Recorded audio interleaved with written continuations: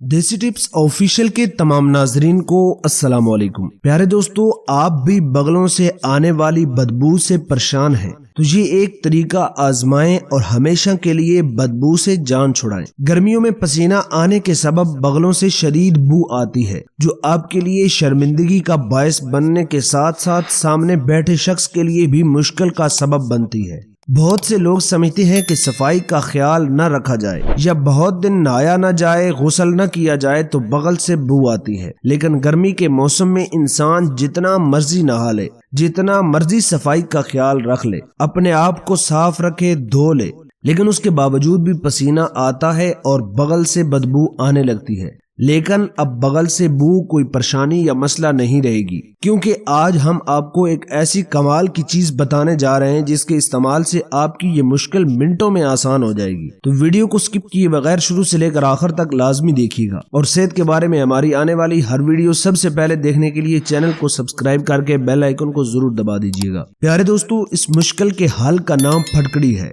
जी हाँ, फटकड़ी सफेद रंग का एक कुदरती केमिकल होता है जो मार्केट से टुकड़ों की सूरत में बआसानी मिलता है। फटकड़ी बेहतरीन जरासीम कश के तौर पर काम करती है। इसे जरासीम के फैलाव को रोकने के लिए भी इस्तेमाल किया जाता है। फटकड़ी के इस्तेमाल से बगलों की बू भगाने के दो बेहद आसान तरीके हैं। पहले नंबर पर, अगर आप नहाते वक्त शावर के बजाय टब या बाल्टी का इंतखाब करते हैं तो इसमें पानी डालकर फटकड़ी के टुकड़े को अच्छी तरह हिला दें। इस तरह ये फटकड़ी वाला पानी बन जाएगा और इससे नहाने से पसीना नहीं आएगा और जिस्म में बू भी नहीं आएगी। दूसरा आसान तरीका ये है कि आप फटकड़ी का टुकड़ा लें और उसे गीला करके दोनों बगलों में मल लें। लीजिए, अब आपके बगलों से बदबू बिल्कुल नहीं आएगी। नहाने के बाद इस अमल का मामूल बना ले तो काफी हद तक आपका पसीना भी बगलों से नहीं निकलेगा और बदबू का भी खात्मा हो जाएगा। तो प्यारे दोस्तों, अगर आप पहली बार आए हैं तो हमारे चैनल को विजिट भी कीजिए। अगर आपको चैनल पसंद आए तो चैनल को सब्सक्राइब करके बेल आइकन को जरूर दबा दीजिएगा। मिलते हैं नेक्स्ट वीडियो के अंदर, तब तक के लिए अल्लाह निगहबान।